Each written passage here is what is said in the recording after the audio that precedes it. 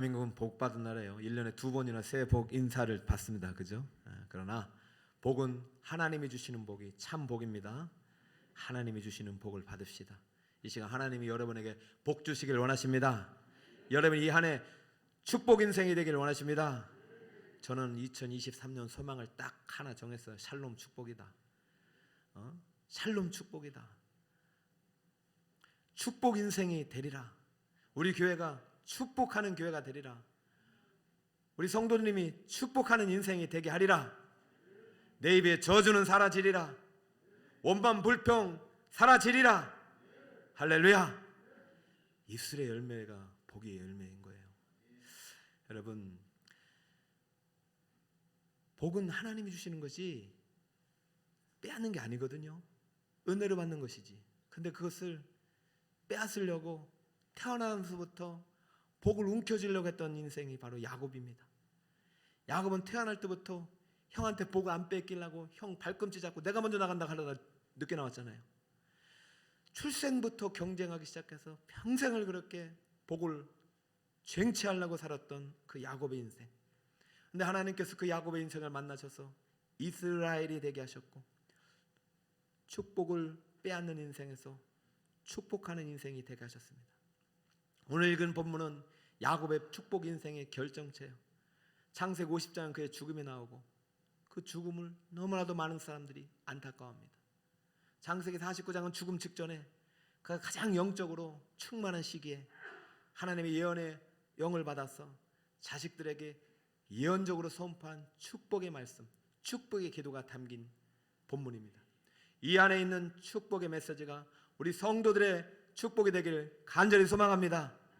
야곱이 바뀐 축복의 인생처럼 우리의 인생도 저주받은 인생이 아니라 축복의 인생이 되기를 간절히 사모합니다. 12명의 아들에게 복을 빌었는데 특징이 있어요. 12명의 아들 중에서 복이란 이름은 하나도 안 들어가고 요셉에게만 복이란 이름이 들어가요. 요셉에게 8번이나 복이란 이름을 넣어서 축복해요.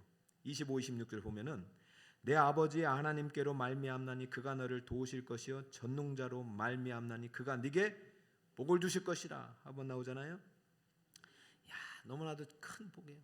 아름다운 복이에요. 위로 하늘의 복, 아래로 깊은 샘의 복, 젖먹이는 복, 태복이로다. 네 아버지의 축복이 내 선조의 축복보다 나아서 영원한 산이 한없음같이 축복이 요셉의 머리로 돌아오면 그 형제 중 뛰어난 자의 정소리로 돌아오리로다. 야곱이 마지막으로 요셉을 너무나도 크게 축복해요. 우리가 볼 때는 아니 다른 11자식들은 뭐 축복 안 받아도 되나 왜 요셉만 끝까지 축복하나. 어렸을 때도 요셉에게만 채색을 입히고 그러더니 야곱이 변한 게 하나도 없네. 그것은 인간적인 관점에서 볼 땐 그래요. 그러나 영의 눈을 열고 보면 지금 이 축복은 요셉에게만 준 축복이 아니라 요셉을 통해서 그 형제들에게, 요셉을 통해서 그 후손들에게, 요셉을 통해서 그 나라에 주신 축복입니다. 지금도 요셉의 길을 따라서 우리 예수 그리스도를 믿는 우리들은 오늘 이 야곱이 요셉에게 선포한 이 축복이 오늘날 우리에게도 효력이 미친다는 사실을 믿으시길 축복합니다. 기독교는 복의 종교입니다. 기독교와 복을 분리시키는 일들이 있어요. 너무나도 복을 잘못 활용했기 때문에 그럴 수는 있지만은 기독교는 하나님께서 인간을 만드시면서도 복을 주셨고 구약은 복으로 가득하고 신약은 예수 그리스도의 복음으로 선포된 복음입니다. 그럼 우리는 복에 대해서 바른 이해를 가지고 이 축복하는 인생이 돼야 되고 복을 누릴 수 있어야지 이 복과 분리된 인생이 되어서는 안 되겠죠. 하늘에서 편지가 왔나 봐요. 여러분, 야곱이 요셉에게 빈 축복의 내용은 하나님께서 우리에게 주신 축복이라는 사실을 믿으시 바랍니다. 이 복을 가볍게 여기지 마시고 오늘 명절에 이 복을 후손들에게 물려주세요. 야곱이 8가지 복을 줬는데 이 복을 총칭하는 이미지가 있어요. 그것이 가지의 복이거든요. 요셉이 받은 복은 가지의 복이에요. 자, 가지의 복 22절 다음 목소리 읽읍시다. 시작. 요셉은 무성한 가지 곧 샘 곁에 무성한 가지라 그 가지가 담을 넘었도다. 할렐루야. 첫 문장이 이 가지로 시작되잖아요. 야곱이 요셉에게 선포한 축복한 복은 가지의 복이에요. 오늘 가지의 복이 어떠한 의미를 갖는지 먼저 살펴보고 이 가지의 복을 저와 여러분이 함께 누리고 축복하는 인생이 되자. 이것이 오늘 설교의 목표입니다. 여러분, 가지의 복은 어떤 복이냐? 요셉에게 축복한 가지의 복은 세 가지로 설명할 수 있습니다. 첫 번째는 따라합니다. 무성한 가지의 복. 한 번 더, 무성한 가지의 복. 요셉은 무성한 가지라. 이 요셉의 이름이 여러분의 이름이 되길 바라요. 왜 무성한 가지라고 했는가? 우리가 흔히 복을 말할 때는 열매를 많이 해요. 풍성한 열매를 맺게 하여 주시옵소서. 그런데 우리가 그 열매를 알기 전에 무성한 가지가 되게 하여 주시옵소서, 이러한 기도를 드린 기억은 별로 없어요. 그런데 열매 있기 전에 가지란 말이죠. 그럼 왜 지금 야곱이 마지막에 우리 요셉은, 우리 자식은, 후손들은 무성한 가지가 되길 바랍니다 라고 축복하고 있느냐? 이 무성한 가지의 복은 어떤 의미를 갖고 있냐면은 지속적으로 임하는 복을 말합니다. 따라합니다. 지속적으로 임하는 복. 명절날 사과도 받고 배도 받고 감도 받으신 분이 계실 거예요. 여러분, 열매는 한번 따면 일회성입니다. 먹으면 사라져요. 그러나 가지는요, 올해도 열매를 맺으면 내년에도 열매를 또 맺고 후년에도 지속적으로 열매를 맺게 돼요. 여러분이 열매를 따는 것, 그것은 이례적으로 그것도 복 받는 거예요. 그러나 더 중요한 것은 가지의 복이란 말이죠. 가지의 복은 일회성이 아니에요. 지속성을 가지고 지속적으로 임하는 복입니다. 여러분에게 가지의 복이 임하기를 바랍니다. 여러분, 로또의 1등이 당첨이 되기를 원하죠. 다. 가끔 저희들은 그런 꿈을 꿉니다. 로또 1등이 되었으면 좋겠다. 그런데요, 통계적으로 보면 로또 1등에 당첨된 사람들의 90%가 제가 볼 때는 더 많아요. 99% 정도 되시는 분들이 파멸하고 파산하고 가족이 깨어진대요. 부자의 그릇이라는 책을 쓴 이즈미 마사토라는 사람이 있어요. 어떤 사람은 1억의 그릇이 있고 어떤 사람은 10억의 그릇이 있다. 1억의 그릇을 갖고 있는 사람에게 10억을 맡기면 결국은 파산하게 된다. 돈보다 중요한 것은 돈을 담는 그릇, 능력이다. 가지는 그릇이고 능력이에요. 하나님은 여러분에게 재물을 얻는 능력을 주기를 원하십니다. 여러분에게 복의 무성한 풍성한 열매를 담을 수 있는 무성한 가지가 되기를 원하십니다. 여러분, 열매의 복을 구하기 이전에 가지의 복을 구하신 여러분이 되시기 바랍니다. 그리고 그 가지가 무성해지기를 구하세요. 자식을 위해 축복 기도할 때 결혼을 잘하게 해주세요. 직장을, 취업을 잘하게 해주세요. 자녀를 낳게 해주세요. 이것은 당연히 우리가 구해야 될 복입니다.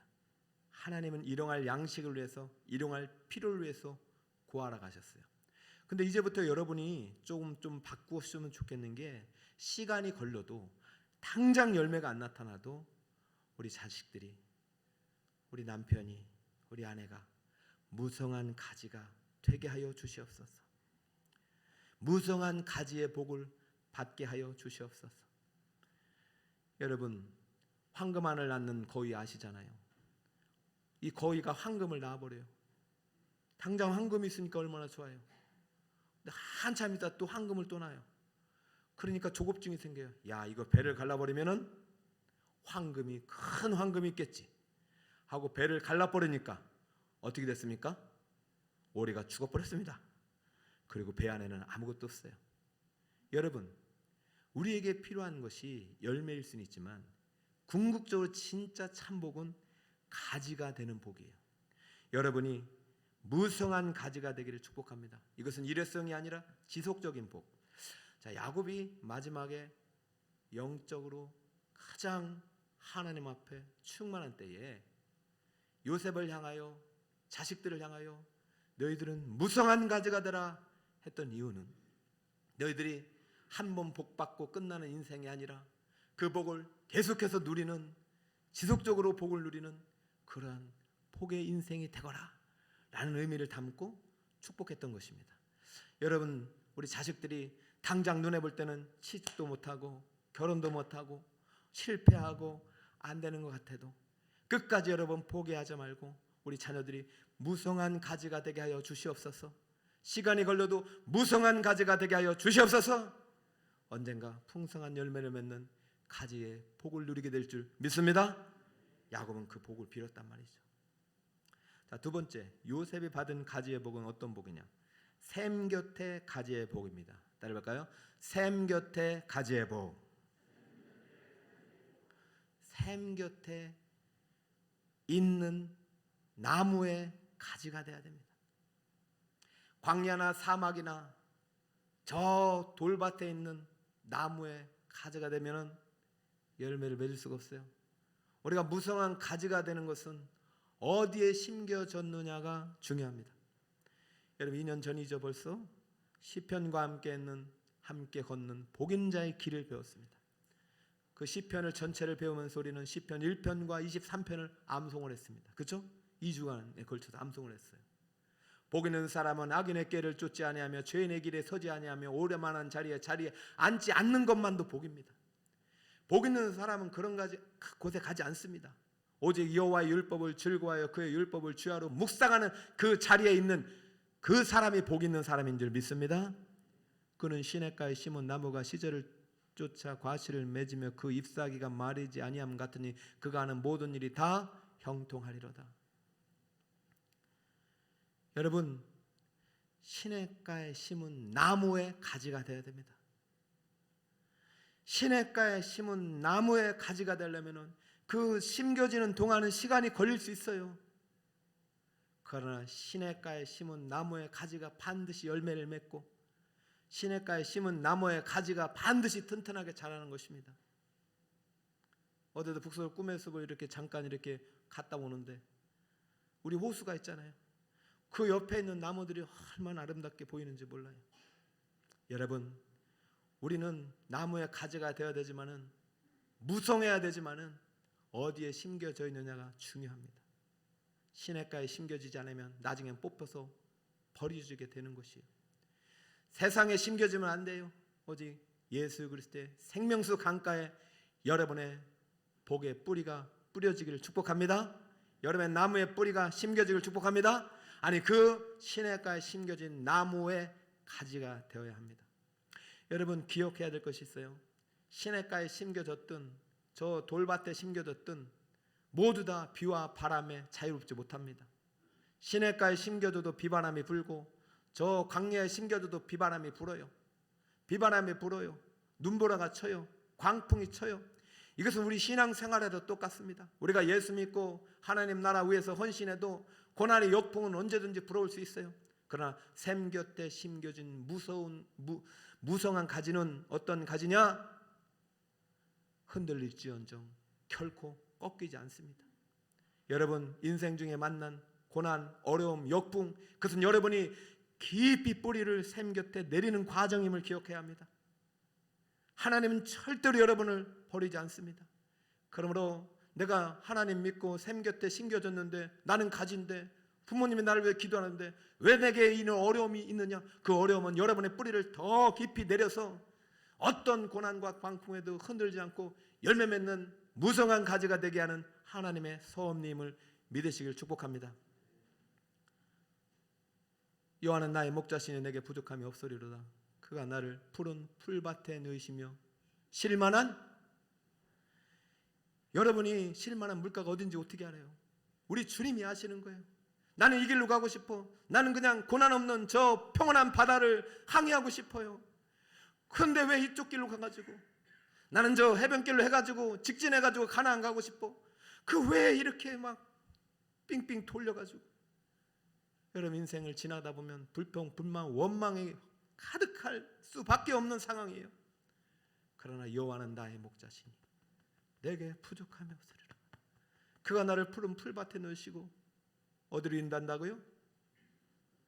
시편 1편에도 시냇가, 시편 23편에도 물가, 오늘도 샘곁. 여러분, 우리의 신앙은 반드시 샘곁에 심겨져야 됩니다. 샘곁에 심겨졌다고 해도 고난과 역풍이 없는 거 아니에요. 그러나 우리는 샘곁에 심겨진 나무가 될 때 아름다운 열매를 맺을 수 있는 무성한 가지가 되는 거예요. 한국인들이 제일 좋아하는 두 가지 씨가 있습니다. 도종 안에 흔들리며 피는 꽃입니다. 이 세상 그 어떤 아름다운 꽃들도 다 흔들리며 피었나니, 흔들리면서 줄기를 곧게 세웠나니, 흔들리지 않고 가는 사랑이 어디 있으랴? 젖지 않고 피는 꽃이 어디 있으랴? 이 세상 그 어떤 빛나는 꽃들도 다 젖으며 피었나니, 바람과 비에 젖으며 꽃잎 따뜻하게 피었나니, 젖지 않고 가는 삶이 어디 있으랴? 또 하나의 시는 장석주의 대추 하나입니다. 여러분, 대추 보이시죠? 적에 저절로 붉어질 리는 없다. 저 안에 태풍 몇 개, 저 안에 천둥 몇 개, 저 안에 벼락 몇 개. 흔들리지 않고 피는 꽃은 없어요. 수많은 태풍, 비바람, 때로는 벼락까지도 이겨내고 피는 것입니다. 그러나 모든 것이 다 이겨내는 것이 아니에요. 샘곁에 심겨온 나무의 가지가 열매를 맺고 꽃을 피워내는 것이죠. 요셉의 인생은 수많은 인생의 고난의 파도와 싸워야 했습니다. 그러나 하나님은 요셉을 샘곁에 심은 나무의 가지가 되게 하셨어요. 흔들릴지언정 꺾이지 않고 마침내 복을 열매를 맺게 했고, 그 복을 지속적으로 누리게 했어요. 사랑하는 여러분, 여러분의 자녀들이 한 번의 성공으로 끝나는 인생이 아니라, 한 번 받은 복의 열매로 끝나는 인생이 아니라 지속적으로 그 복을 누리고 그 나누는 무성한 가지가 되기를 축복합니다. 그러나 반드시 샘곁에 심겨져야 합니다. 이 샘곁에 심겨진 나무의 복, 가지의 복은 무엇을 상징하냐면은 흔들림 없는 확고한 믿음의 복을 상징합니다. 따라 볼까요? 흔들림 없는 확고한 믿음의 복. 하나님은 지금도 나와 함께 하신다. 비록 내가 흔들려도, 내 믿음이 흔들려도, 아니 내가 지금 고난 때문에 감당할 수 없어 시련이 와도 하나님 나와 함께 하신다. 그러면서 점점 하나님을 의지하며 의지할수록 이 뿌리가 내려지는 거예요.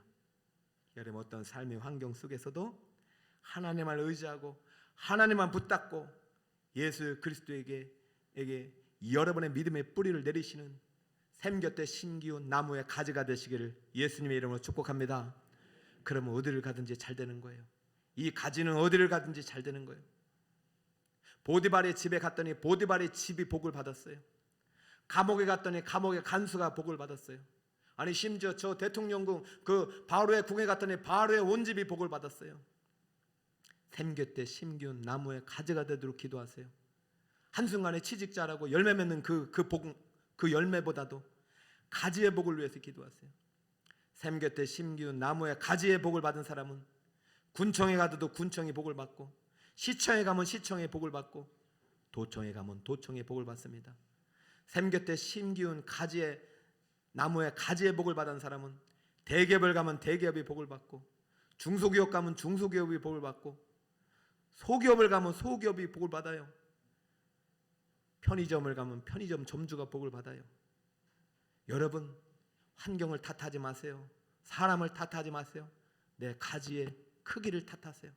나는 샘곁에 심겨온 가지인가? 나는 무성한 가지인가? 앙성한 가지인가? 여러분이 무성한 가지가 되기를 축복합니다.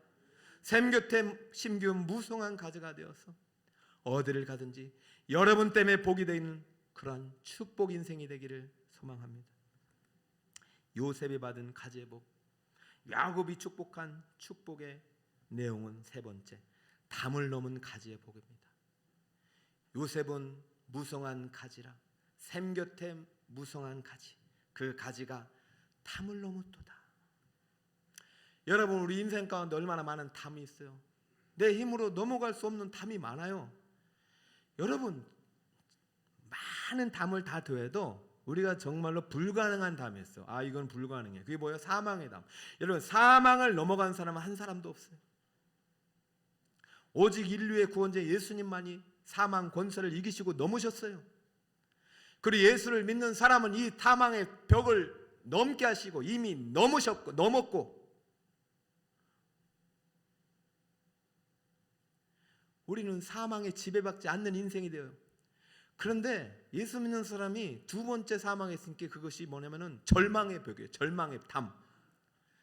우린 무수히 많은 절망의 담 앞에서 무너져요.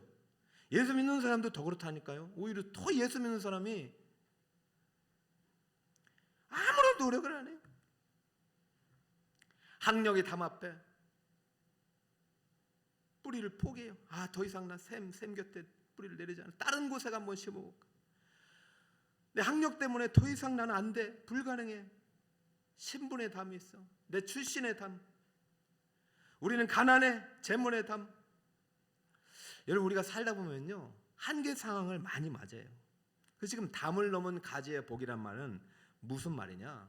수많은 절망적인 상황이 있겠지만은, 죽음의 현실 앞에 있지만, 이 담을 넘은 가지의 복, 요셉이 받은 이 가지의 무성한 가지의 복을 받은 사람은 내 힘으로 이것을 넘는 것이 아니라 하나님이 주신 능력으로 넘을 수 있다는 것이에요. 자, 그러므로 담을 넘은 가지의 복은 이렇게 정의할 수 있습니다. 함께 읽어볼까요? 시작. 한계 상황을 뛰어넘는. 여러분, 이 능력이 여러분에게 충만히 임하기를 축복합니다. 가지의 복을 구할 때는 하나님의 능력이 함께 임하기를 구하는 거예요.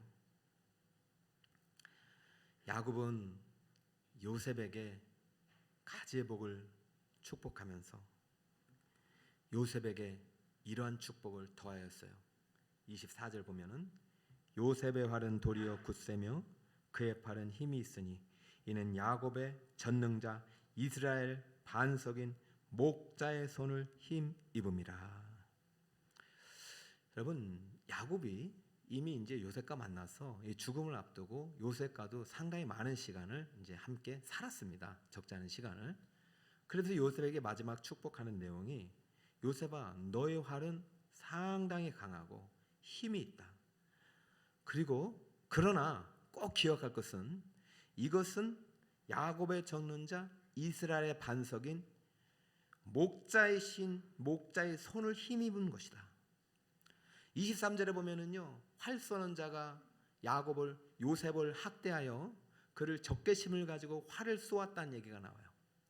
요셉이 무수한 그러한 환경 속에서 무수한 공격들로부터 하나님께서 무수한 담을 넘을 수 있는 능력을 주셨기 때문에 이 자리에 왔다.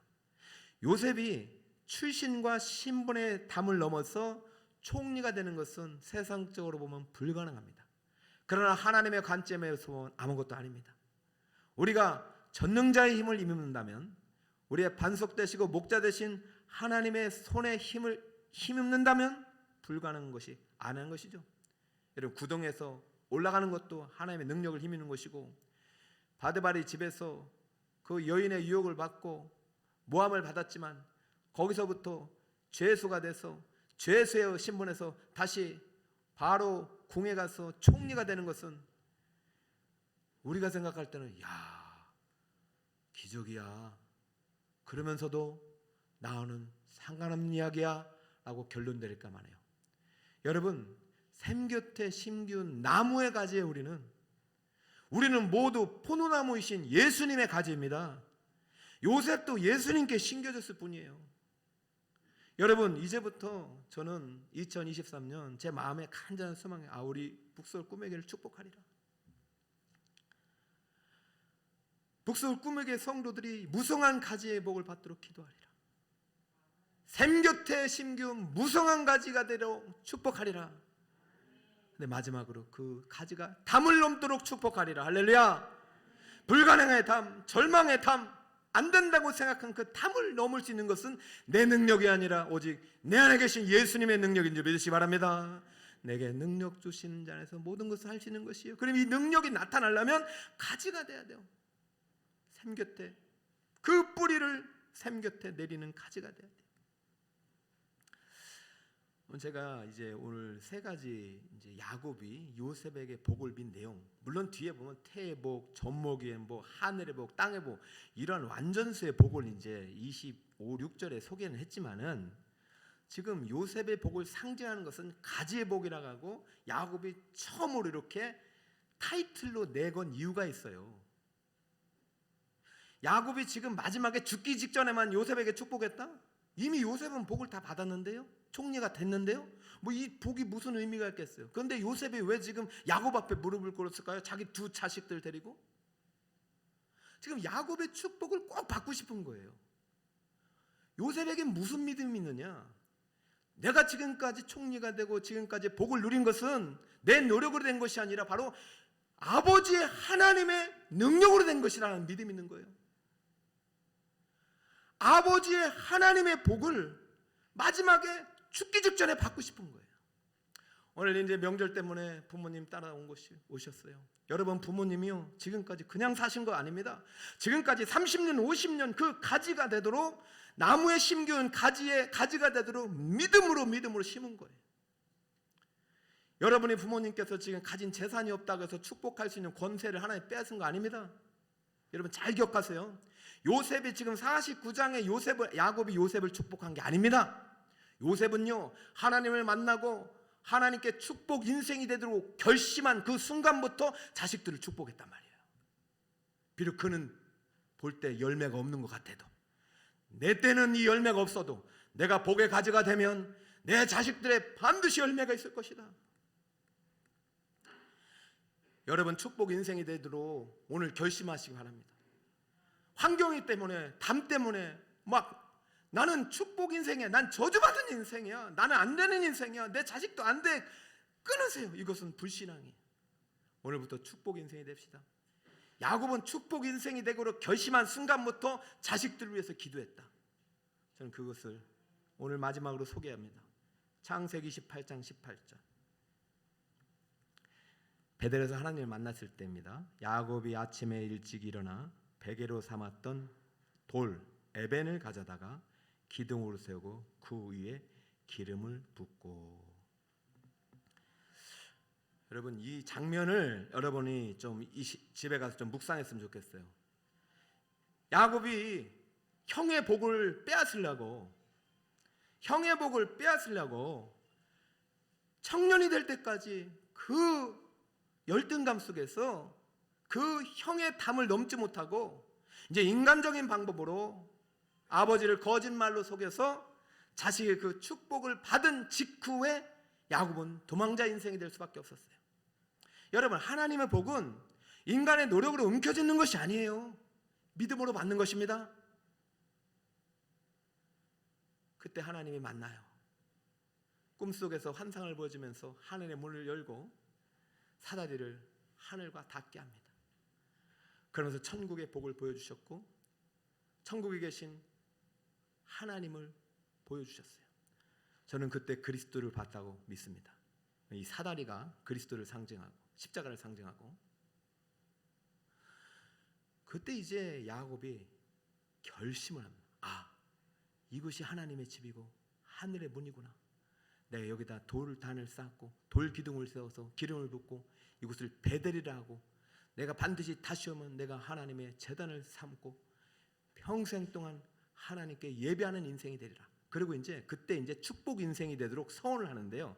자, 제가 여러분 집에 가서 읽으시겠지만은 한번 읽어드릴게요. 야곱이 서원하여 이르되 하나님이 나와 함께 계셔서 내가 가는 이 길에서 나를 지키시고 먹을 떡과 입을 옷을 주시오.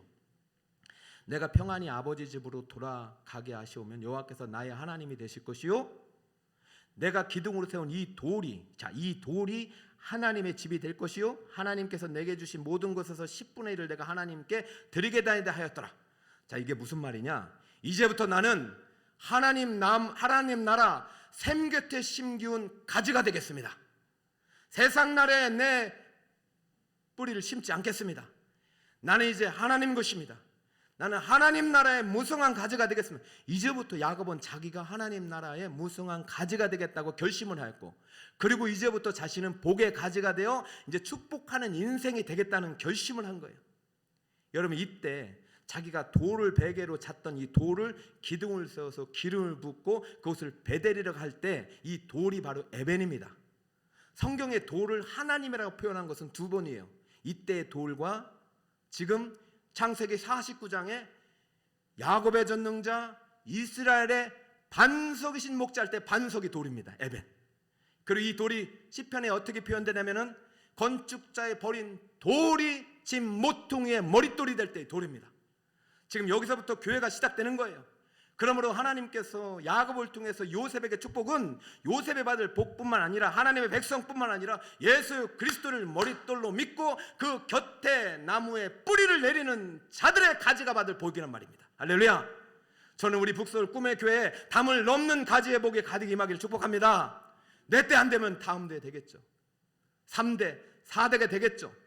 여러분, 네 아버지의 복, 요셉아, 나의 복이 나의 아버지들의 복보다 더 나은 이유가 뭔지 아니? 아브라함이 심었고 이삭이 심었고 3대가 심은 복이야. 그러면 너 내가 주는 이 복, 이 축복은 가볍지 않다. 요셉은 그 복을 알아요. 믿었기 때문에 부모님은 앞에 아버지가 가진 재산은 없어요. 자기는 이미 바로왕의 모든 정권을 가지고 있는 총리였어요. 그럼 무릎을 꿇었던 것은 아버지 앞에 무릎 꿇는 것이 아니라 아버지를 지금까지 복되게 하신 하나님 앞에 무릎을 꿇는 것이요. 기억하세요. 창세기 28장에 예배를 결단했어요. 11조를 결단했어요. 내 모든 것은 하나님 것이라고 서원했어요. 그리고 하나님만을 섬기겠다고 결정했어요. 나는 샘 곁에 심기운 무성한 가지가 되겠다고 결심했고 그 샘 곁에 심기우기까지 20년이 걸렸어요. 그런데요, 생각해보세요. 야곱의 가지에서 나타난 첫 번째 큰 복의 열매가 요셉이라는 사실입니다. 요셉이 야곱의 열매예요. 야곱이 하나님 나라의 가지였기 때문에 요셉이라는 탁월한 열매를 맺었어요. 그렇다면 야곱도 마찬가지예요. 네가 받은 이 복, 네가 받은 이 영광 하나님의 능력의 손으로 힘입은 거야. 절대 그거 잊지 말고 아브라함, 이삭, 야곱으로부터 내려온 이 믿음의 뿌리가 너에게 심겨지기를 바라고, 너는 열매가 아니라 한 번만 받는 복이 아니라 지속적으로 누릴 수 있는 무성한 가지의 복을 받기를 바라노라. 너도 가지가 되어라. 할렐루야. 사랑하는 성도들, 말씀의 결론을 맺겠습니다. 요셉이 받은 무성한 가지의 복, 자, 그것은 지속적인 복의 그릇이라고 말했어요. 여러분이 당장의 눈앞에 열매가 없다고 낭망하지 마세요. 믿음 생활하면서 내게 어려움이 왔다고 좌절하지 마세요. 주님이 여러분과 함께 하심을 믿으시길 바랍니다. 입술을 다스리세요. 요셉은 한 번도 불평하지 않았어요. 오직 그의 입술은 축복하는 언어로 가득했어요. 형들이여, 노여하지 마세요. 하나님이 생명을 살리시려고 나를 보내신 것이지 당신들이 나를 판 것이 아닙니다.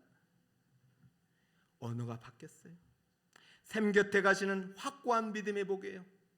어떤 풍랑 속에서도 흔들리지 않았단 말이죠. 사랑하는 여러분, 자식들이 지금 볼 때는 흔들리는 것 같아도 여러분의 축복의 기도가 그 자녀들을 샘 곁에 심기는 나무의 가지가 될 줄 믿습니다. 흔들릴지언정 꺾이지 않는 나무의 가지에 열매가 되도록 기도해 주시고, 세 번째, 담을 넘는 가지는요, 우리 앞에 수많은 실제 상황 속에서 한계의 절망의 상황이 있어요. 그러나 이것은 나는 넘을 수 없어도 내 주님은 넘을 수 있다는 사실을 믿으시기 바랍니다. 능력 주시는 자 안에서 할 수 있어요. 오늘 요셉에게 선포한 가지의 복이 우리 성도님 모든 삶과 가정에 충만히 임하기를 축복합니다. 그러면 중요한 게 뭐예요? 내가 축복 인생이 돼야 됩니다. 다짐합시다. 나 이제부터 축복 인생이 되겠습니다. 그 다짐을 어디에서 해요? 돌단을 쌓고 성전에서, 예배 자리에서, 내 모든 것이 하나님 것임을 구별해 드린 이 자리에서 매주마다 여러분 다짐하세요. 2023년 내 입술에서 저주와 원망과 불평을 제해버리고 오직 축복으로만 가득한 인생이 되리라.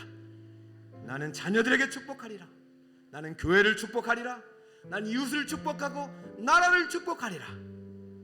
여러분의 이 축복 인생이 진정으로 이 2023년을 통해서 새롭게 출발하여 복의 무성한 가지들로 인하여 풍성한 열매를 누리는 우리 성도님 되시기를 예수 그리스도의 이름으로 축원드립니다.